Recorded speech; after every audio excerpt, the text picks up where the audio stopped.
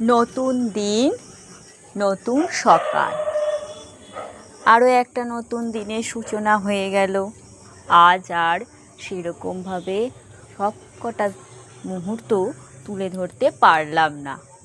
আজ একটু এক জায়গায় যাওয়ার আছে, তাই সকাল থেকে ভীষণ ব্যস্ততার মধ্যেই রয়েছি। আর কোথায় যাব, কি করছি, সবটাই অবশ্যই আপনাদের সামনে তুলে ধরব। তার আগে আজকের এই মুহূর্তটা আপনাদের সামনে তুলে ধরি। এটা হচ্ছে শুক্রবার দিনের সকালের ভিডিও। কিছু কিছু মুহূর্ত তুলে ধরলাম। ওই যে বললাম একটু ব্যস্ত রয়েছি। তো যাই হোক, সকালে ঘুম থেকে উঠে মা বলেন সকালবেলায় ঘুম থেকে উঠে একটু পরিপাটিভাবে নিজেকে রাখতে হয়। তাই উঠে একটু মাথাটা না আঁচড়ালেই নয়, তখনও হয়তো মুখ টুক ধোয়াও হয় না। কিন্তু ওই যে আমরা যে গৃহের লক্ষ্মী, তাই আমাদের একটু পরিপাটি মানে কি, কাজ সংসারটা তো আমরাই তুলে ধরি না, ধরে রাখি। তো সেখানে আমরা আমাদের জন্য বেশি সময় দিতে পারি না। তারও মধ্যে যেটুকু না করলেই নয়, সেইটুকু একটু নিজেকে পরিপাটি করে রাখতে গেলে সবার আগে অবশ্যই একটু মাথাটা আঁচড়ানো, একটু সিঁদুরটা পরা, এগুলো করতে হয় প্রতিনিয়ত। তো যাই হোক, করে আমি এবার আমার ঘরের কাজে লেগে পড়লাম। সকালটা শুরু হয় অবশ্যই বিছানাটা ঝাঁট দেওয়া নিয়ে। কারণ বিছানাটা ঝাঁট না দিয়ে তো ঘর ঝাঁট দেওয়া, মোছা, বাসন মাজা, মানে বাসি ঘর যেটাকে বলা হয়, তো সেটাই সবার আগে করতে হয়। তো সেটা করে আমি আস্তে আস্তে সেই কাজেই নিজেকে নিযুক্ত করে ফেললাম। আর বিছানাটা যদি পরিপাটি করে করা যায়, যে করছে তার তীক্ষ্ণ দৃষ্টিতে যেন সেটা ঠিক থাকে। এই দিকটা কুঁচকে আছে, ওই বালিশটা বেঁকে আছে, এই দিকটা ঠিক করে চাদরটা টানা হয়নি, এগুলো যেন যে প্রতিনিয়ত করে তার চোখে যেন ঠিকঠাক থাকে। এইটাই তো স্বাভাবিক, যে মানুষটা যে কাজটা করে তার চোখে কিন্তু ভুল ভ্রান্তিটা সঠিকভাবে ধরা পড়ে। সেই কারণেই তার চোখে কিন্তু সবটা ধরা পড়ে, সে কতটা ঠিকঠাক করতে পেরেছে। আর সেটা অবশ্যই বিছানাটা ঠিক করা নিয়েই আমাদের শুরু হয়। তো যাই হোক, আমি আমার মতো সেরকম পারি না, সেরকম সুন্দরও জিনিসপত্র জোগাড়পাতি, ঘরচর বিছানাপত্র আমার অত সুন্দরও না। তো আমি আমার মতন করে আমার বিছানাটাকে সাজিয়ে নিচ্ছি। প্রতিদিন যা করি, প্রতিদিন যেটা আপনাদের সঙ্গে শেয়ার করি, আজও ঠিক তাই। এরপর জানলাগুলো, যখন বিছানায় উঠি তখন ওই পাশের জানলাগুলো বা ঘরের জানলাগুলো প্রতিদিন একটু করে হালকা করে মানে ধুলোগুলোকে ঝেড়ে দিলে কি হয় যে মানে ধুলো জমে না। এখন তো বৃষ্টিও পড়ে, বৃষ্টির ওপরে ওই ধুলোগুলো জমে যেন গ্রিলে একটা কাদা কাদা ভাব, বা মাটি শুকিয়ে গেলে যেরকম হয় সেই রকমভাবে যেন সব জায়গায় জমে থাকে। সেই জন্য প্রতিদিন যদি একটু ঝাঁটা দিয়ে ঝুলগুলো ঝেড়ে দিই বা ধুলোগুলো ঝেড়ে দিই, তো সেই জিনিসটা আর হওয়ার ভয় থাকে না। তো সেই কাজই আমি এবার করছি। আমরা যারা বাড়িতে কাজ করি তারাই জানি যে আমরা কিভাবে বাড়িটাকে সাজিয়ে রাখি। আমাদের কর্তামশাইরা তো তারা তো তাদের বাইরের কাজ নিয়ে ব্যস্ত থাকে, তারা তো বুঝতেও পারে না যে আমরা কতটা পরিমাণে, কতটা তীক্ষ্ণ জিনিসগুলো, কাজগুলো আমরা করে থাকি। আর সেইভাবেই আমাদের এই কাজগুলো হয়ে থাকে। এইভাবেই ভিডিও আমরা প্রতিনিয়ত করে থাকি, প্রতিদিন করে থাকি। এরপর আর অনেক দিন ধরেই ভাবছি যে এই জায়গাটাতে একটা কিছু কাপড় দিয়ে ঢেকে রাখবো। প্রতিদিনই ভাবি, আর করা হয় না। তো আজ সেটা করে ফেললাম। অনেক দিন থেকে ভাবছি যে যেতে আসতে এটা সবসময় চোখে পড়ে, তো এটা যদি একটু কিছু দিয়ে ঢেকে রেখে এখানে একটা ফুলদানি রেখে দেওয়া যায়, জায়গাটা যেন রূপটাই পরিবর্তন হয়ে যায়। ফুল যেখানেই রাখা হোক না কেন, দেখবেন তার সৌন্দর্য ঠিক চোখে পড়ে। ঠিক তেমন অনেক দিন থেকেই ভাবছিলাম। তো ফুলদানিটাও ড্রেসিং টেবিলের ওপরে রাখা ছিল, কিন্তু অতটা প্রয়োজন ছিল না যতটা এই জায়গাটায় যেন ফুলদানিটা রেখে তার রূপটাই পরিবর্তন হয়ে গেল।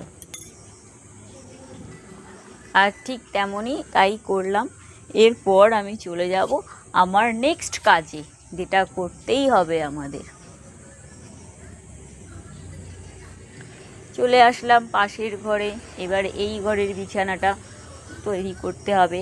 আগেই এক ভিডিওতে বলেছিলাম যে এই ঘরে দুটো চৌকি পাতা আছে, তাই এই ঘরের চাদরটা মানে এমন একটা পজিশন হয়ে গেছে, এখানে আমি দুটো বড় বেড কভারও পাততে পারি না, আবার সিঙ্গেল বেড কভার তো হয়ই না। সেই জন্য এই ঘরে আমাকে 3-4টে সিঙ্গেল বেড কভার আমি পেতে রাখি। তার সাথে আলনাটা প্রতিনিয়ত হাজব্যান্ড আসে একটা করে শার্ট টি শার্ট খুলে এখানে ওখানে ঝুলিয়ে রেখে দেবে, আর সেগুলো আমরা তো আছি সুন্দর করে সংসারটাকে তুলে ধরার জন্য, সাজিয়ে রাখার জন্য।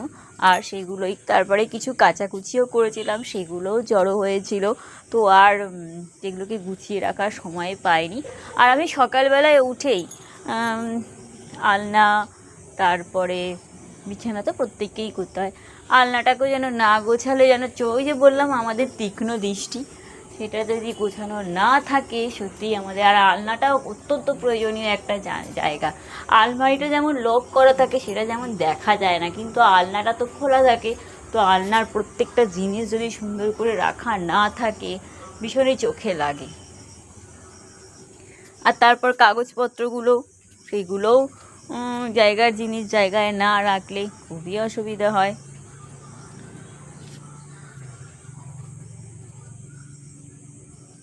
আর এরপরে আগেও বলেছিলাম আমাদের টিভিটা ঠিকঠাক এখনও করা হয়নি, এখনও তাই টিভিটার মানে সেরকম লোকজন পাচ্ছে না বলেই ডাকা হচ্ছে না। যাকে ডেকেছিল সে করতে পারেনি, আর এবারে তাকে সেকেন্ড করতে পারেনি মানে সে যখন এসছিল তখন টিভিটা চলছিল, তারপরে তিনি বললেন যে এখন তো চলছে, আমি এর প্রবলেম বুঝতে পারছি না। তারপর যখন তাকে ডাকা হয় তারপরে আর তার সময় হচ্ছে না, সে উঠতে সে তার সময় বার করে আর উঠতে পারছে না।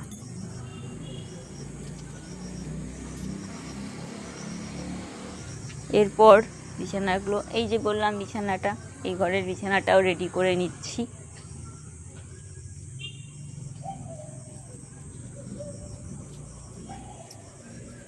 এইভাবে একটা একটা করে কাজ করতে করতে কখন যে সকাল থেকে বেলা হয়ে যায়, দুপুর হয়ে যায়, দুপুর থেকে বিকেল, সন্ধে, আবার রাত, আবার পরের দিন সকালে কি করব, কি রান্না করব, আর তারপরে কি ভিডিও করব, নানান চিন্তা মাথায় থাকে। এই পাশের জানলাটাও খুলে দিলাম। গরমকালে এই একটা মজা, জানলাগুলো খোলা যায়। শীতকালে আর বর্ষাকালে তো জানলা খোলা যায় না, তখন যেন ঘরে যতই রুম প্রেশার দেওয়া হোক না কেন, এই যে বাইরে রোদ হাওয়া এটা যে ঘরে আসবে, এই জিনিসটা কিন্তু রুম প্রেশার হোক বা যাই হোক, এই ভেতর থেকে ভেতরের স্মেল, এটা কিন্তু জানলা থেকে খোলাতেই আসে। আর আজকে ব্যস্ততার মধ্যেও একটা বেল বেশ কিছুদিন ধরে ঘরে রেখে দিয়েছে, তো এরপরে আমি বললাম যে থাকবো না, একটা জায়গায় যাবো, তা সেই হিসেবে বেলটা আর হাজব্যান্ডকে করে দেওয়া হবে না বলে আজকে আর উপায় নেই, 2-3 দিন ধরে বেলটা পড়েছিল, এইবারে আজকে বেলটা নিয়েই বসে পড়লাম। তো অন্যান্য সময় বেল প্রত্যেকবারই ব্যবহার করা আনা হয় বাড়িতে, কিন্তু এই বছরে আর যখন আনা হয় ঘরে দুধ থাকে, দুধ দিয়ে করা হয়, কিন্তু এই বছর আমি আর দুধ দিয়ে করার তাড়াহুড়োতে আর দুধ দিয়ে করা আমার সেই দিন ঘরে দুধও ছিল না আর সময়ও ছিল না। দুধ দিয়ে করলে কিন্তু খেতে দারুণ হয়, প্রতি বছর দুধ দিয়ে করি তো জানি বেশ টেস্টফুল হয়, যেটা তফাৎ তো থাকবেই তাই না, জল দিয়ে আর দুধ দিয়ে করা, কিন্তু সুন্দর করে করতে জানলে সব জল দিয়ে করলেও সেটা অমৃত হয়ে যাবে। আমি সেরকম বিশেষ কিছু দিই না, ওই মুখরোচক হিসেবে, টোটকা হিসেবে অনেকে জল জিরা টিরা অনেক কিছু দিয়ে থাকেন, তো সেসব কিছুই না, প্লেনই চিনি, সামান্য 1 চিমটে অতি সামান্য একটু নুন আর দুধ বা জল যেটা দিয়ে হোক সেটা দিয়েই করা। আর আমার হাজব্যান্ড তাতেই তার কোনো অসুবিধা হয় না। কাকি একটুখানি সামান্য, তার অত খাওয়া দাওয়া নিয়ে অত অসুবিধে নেই, একটু সামান্য কিছু করে দিলেই সে ভীষণই খুশি হয়ে যায়। আর দুপুরবেলা যখন বাড়ি আসে এই রকম ড্রিঙ্কসগুলো দিলে তো মানে সত্যি যে পাবে সত্যি তার মন ভরে যাবে। ওই মুহূর্তে বাড়িতে এসে একটু যদি এরকম কিছু পাওয়া যায় কার না ভালো লাগে। তো আমার বেলের শরবত রেডি, আর 2টো গ্লাসে নিয়ে নিয়েছি দুজনে।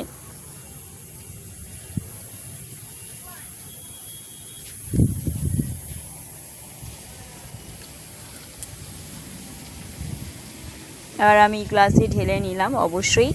এরপরে দুজনে বসে গল্প করতে করতে বেলের শরবত খাওয়া হলো। তারপর আর আমি ক্যামেরা অন করতে পারিনি, কারণ সত্যি আজকে ভীষণই ব্যস্ত ছিলাম। একটা জায়গায় যেতে গেলে যা হয় সব দিক সামলিয়ে রেডি করে খাওয়া দাওয়া করে বেরোতে বেরোতে আমার প্রায় বিকেল হয়ে গেছিলো। তো অবশ্যই সেই ভিডিও আমি নিয়ে আসবো আপনাদের কাছে, কোথায় আসলাম, কি করলাম, আরও কত মানুষের সাথে আপনাদের পরিচয় করাবো। আমার অনেক আপন মানুষ যাদের সাথে বলেছিলাম আগে যে পরিচয় করাবো। আর হ্যাঁ, বলে রাখি, বেলের শরবত কিন্তু প্রত্যেকবারের মতো এবারও বেশ টেস্টফুল হয়েছিল। অবশ্যই আপনাদের সঙ্গে দেখা সাক্ষাৎ হলে আপনাদেরও একদিন নিজের হাতে তৈরি করে বেলের শরবত খাওয়াবো। তো আমি আমার ভিডিওটা আপাতত এইখানেই শেষ করছি। সবাই ভালো থাকবেন, সুস্থ থাকবেন, আর নেক্সট আর একটা ভিডিওতে অবশ্যই আবার আপনাদের সাথে দেখা সাক্ষাৎ কথা সব হচ্ছে। ততক্ষণ পর্যন্ত আপনারা সবাই ভালো থাকবেন, সুস্থ থাকবেন। এখনের মতন